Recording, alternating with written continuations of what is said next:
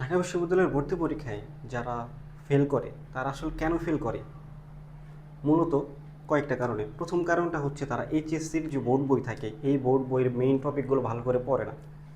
তারপরে তারা বিশ্ববিদ্যালয়ের ভর্তি পরীক্ষায় আসা বিগত সালের প্রশ্নগুলা যে প্রশ্ন ব্যাংক থাকে এটা ভালো করে 2 থেকে 3 বার রিভিশন দেয় না।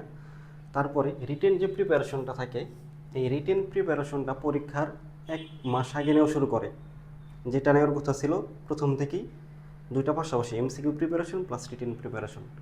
তারপরে আরেকটা কারণ হচ্ছে তারা পরীক্ষার হলে গিয়ে একটা সিম্পল জিনিসকে ডিফিকাল্টভাবে ভাবা শুরু করে।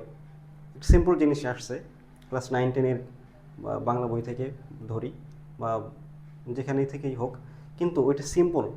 তারা ভাবে যে ঢাকা ইউনিভার্সিটিতে কি আর এত ইজি কোশ্চেন দেবে, তারা ওইটা আরও ডিপলি ভাবা শুরু করে। এই যে ডিপলি ভাবতে গিয়ে তারা একটা মিস্টেক করে। সো এইগুলো হচ্ছে কারণ। পাশাপাশি ভাগ্য একটা কারণ থাকে, যে কারণে অনেকেই চান্স পায় না। তবে পরীক্ষার হলে গিয়ে শুধু শুধু টেনশন করা যাবে না। ফ্রি ঠান্ডা মাথায় অবশ্যই পরীক্ষাগুলো দিতে হয়। কারণ তুমি যত মাথা গরম করবা, যত আপসেট হবা, তোমার মাথা ঠিকমতো কাজ করবে না, উল্টাপাল্টা মার্ক করে আসবা, নেগেটিভ মার্কিং হবে, প্লাস কোনো কাজে আসবে না। সো পরীক্ষা যে কোনো পরীক্ষা হোক, পাস তুমি ধরো করবা না, তারপরও মাথা ঠান্ডা রাখবো অলওয়েজ।